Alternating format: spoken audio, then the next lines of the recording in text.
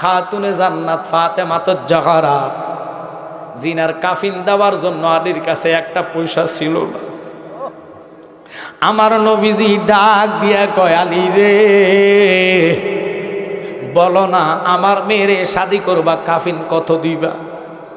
নবী গো আমার কাছে কাফিনের টাকা না, আমার তলোয়ারটা আছে।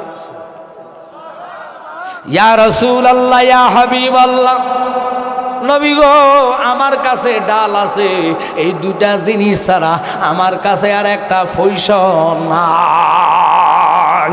আল্লাহু আকবার বলেন। মানুষের ভিতরে মরার টেনশন নাই। এখন ছোট হোক গরিব হোক বড় লোক হোক, রিস্কার ড্রাইভার হইল মেয়ের আগে 3 ঘন্টা আগে ফাটাই দে ফালারে কথা কয় না। ফাটাইছেন বালা কথা, কবুলের টাইমে অজুটা করান, অজু করালে 5,000 টাকার মেডিসিন যাইব গা। তো মেডিসিনের লাই আপনি যে বিয়ার কবুল কইছেন এটা হইব কিনা, মেডিসিনটা ফাঁক না না ফাঁক এটা তো কেউ বলতে পারে না।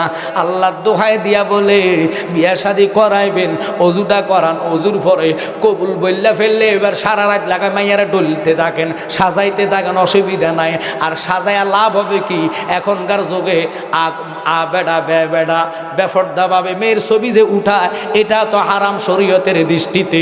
কারে দেখাইবেন? আল্লাহর হাবিব কয় নারী সাজ্জা থাকবা, স্বামী ঘরে যাইব, স্বামী তোমার ইচ্ছা মতন দেখবো, স্বামীর মন থেকে যে দোয়াটা আসবে ওই দোয়াটা আরশো আজিমে কবুল হইয়া যাইবা।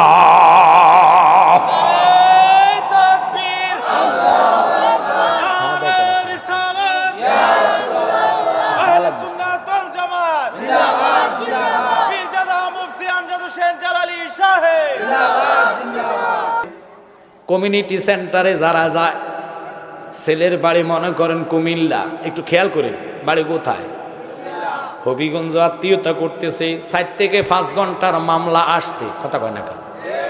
এই আসার টাইমে ছেলে যে পোশাক আশাক পরল, রাস্তাঘাটে ফসরাব ধরলে ফসরাব করলো, ফানি ল কান্না ল, ওটা বড় না, কিন্তু বিয়া জিনিসটা হলো ফৌত পবিত্র। কেন জানেননি? 3টা কথার কারণে ছেলে এবং মেয়ের জীবন আল্লাহ হালাল কইরা দেয় কথা কয় না। আপনার আর খারাপ লাগলে বলবেন, আজকে একটা আনকমন কথা বলতেছি, ক্যামেরাম্যানেরা তোমরা এটা লক্ষ্য করবা।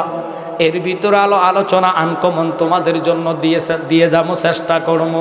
তবে শুনে নেন, এবার বিবাহ করলেন, আব্বা বিসমিল্লাহ কবুল, বিসমিল্লাহ কবুল, বিসমিল্লাহ কবুল, এই 3টা কথা বললে একটা মেয়ের জীবন ছেলের জন্য হালাল হইয়া যায় কথা বলে। এখন আমার শর্ত হইল আপনারা গভীরভাবে মনোযোগ দিবেন। ও অহমদনগরের যেটুক পর্যন্ত সুরমা মাইকের সাউন্ড যাবে, ওলামায়ে হক কানে দিন। কেমনে রসুলের দরবার জবাব দিবেন? বহু বিপদ আপনারা পড়ান, এই প্রশ্ন জিগান না, ছেলের অজু আসেনি কথা কয় না। মেয়ের থেকে কাজী না মানে এজা বানেন, সর্বপ্রথম মেয়ের থেকে আপনারা এজি বানি যান। 3 জন সাক্ষীর মাধ্যমে মেয়ের থেকে এজিন যখন আনেন, কবুল শব্দটা আইন না ফোলারে ফরে শুনান কথা কয় না। কিন্তু ওই মেয়েরে আপনারা ঘরে রাখলেন, অজু তো করবো কেমনে? কারণ মেয়েরে হবিগঞ্জ 3 ঘন্টা আগে ফাটাইছেন, ফালারে সাজার লাগিয়া আডা ময়দা দিয়া এমন সাদা বানাইছে, কালা আডারে আর কালা বোঝা যায় না, এটা সাদা হইয়া গেছে। এখন এই ফালারের কিরিমের লাই বেডি অজু করে না, অজু ছাড়া কবুল কইলে গ্যারান্টি কেডা দিব কথা কন না কা? জালালির কথা হয়তো খারাপ লাগবো, আগের দিনের সাজগোজ ছিল না, মা বোনেরা অজু কইরা বিয়ার ফিয়ের মধ্যে পড়তেন, বৈশাখ কবুল বলতেন। ওই কবুলের মাধ্যমে বাবা আমার মিলনে যেটাই দুনিয়াতে আসতো ওটাই নবীর মিলাদকে মানত। এখনকার জমানা খারাপ বললে তো জালালি খারাপ। ছেলেরে মসজিদের কেন কথা বলছে?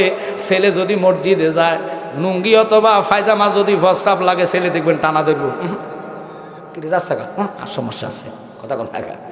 কিন্তু আপনারা বলেন যে নিজের বাড়িতে বিবাহ হইলে ছেলে বসে, অনেক ছেলে বিড়ি খাইয়া উঠে যায়, কুলিও করে না, অজুও নাই। এখন এটার পবিত্রতা না থাকলে কবুল শব্দ হইব কেমনে?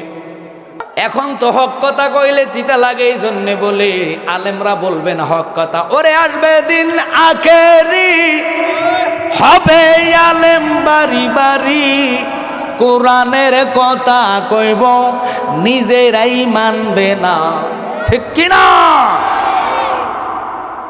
ও দরদি, যত কিয়ামতের দিন গনাবে, বান্দির ফেটে ছেলে হবে, বাই হইয়া আপন বাইকে মানিতে চাইবে না। আই বরকত উঠা যাবে, বন্ডরা ক্ষমতা পাবে, নারীরা বাজারে যাবে, বাধা দিবে না, ঠিক কিনা? আরো কঠিন যখন আসতেছে, মা বোনেরা যারা প্রজেক্টরের মধ্যে দেখেন, আমি খারাপের জন্য বলি না, স্বামীর ঘর করবেন হালালভাবে, পবিত্রভাবে, স্বামীর সাথে মিলামিশা করাটা এটাও একটা ফরজ কাজ, এটাও একটা ইবাদতের কাজ, কথা কর না কা। কিন্তু আমার প্রশ্ন হইল, আপনি ফালার থেকে সাইজে আইছেন, কারে দেখাইবেন? স্বামীরে। তো স্বামীর বাসর গত এখন না, বাসর হবে রাত্রে।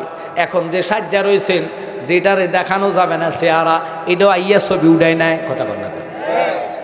এইভাবে ছবি উঠাইয়া নিবেন। এই জন্যে কিছু কিছু ওয়াহাবিরা আমরার দোষ ধরে, কারণ কি আমরা সুন্নিরা বলতে চায় না। আজকে আমি বইলা গেলাম, তবার দরজা এখনো খোলা আছে, বিবাহ করাইবেন, ছেলের অজু করায় মসজিদে বসাই, মসজিদে কোনো লোক নাফাক ঢোকে না, কাফর যদি নাফাক থাকে এটা টান মারবো, ফিসেনের দিকে টান দিব, আমি যাইতাম না, কিনলে কে সমস্যা আছে, তুমি যাও, কথা কর না কা। আল্লাহর ঘরে নাফাক অবস্থা কোনো বেটা ঢোকে না, কারণ সবার অন্তরে মরার ডর আছে, মরতেই হবে। এটা মরণটা সত্য না মিথ্যা? জোরে বলেন, সত্য না মিথ্যা? ওরে জোর মিলে মরণও আছে, মরণ একদিন আগে পিছে, মানুষ একদিন মরিয়া যাইব, মরার আগে যে মইরাছে তার কি রে আর মরণ আছে গো, মরার আগে যে মইরাছে তার কি রে আর মরণ আছে গো। যেমন দয়াল নবী মদিনাতে জিন্দা পূর্ণ জনম লইয়া, ঠিক কিনা? আমি যেন ফাই তোমারে গো পূর্ণ জনম লইয়া।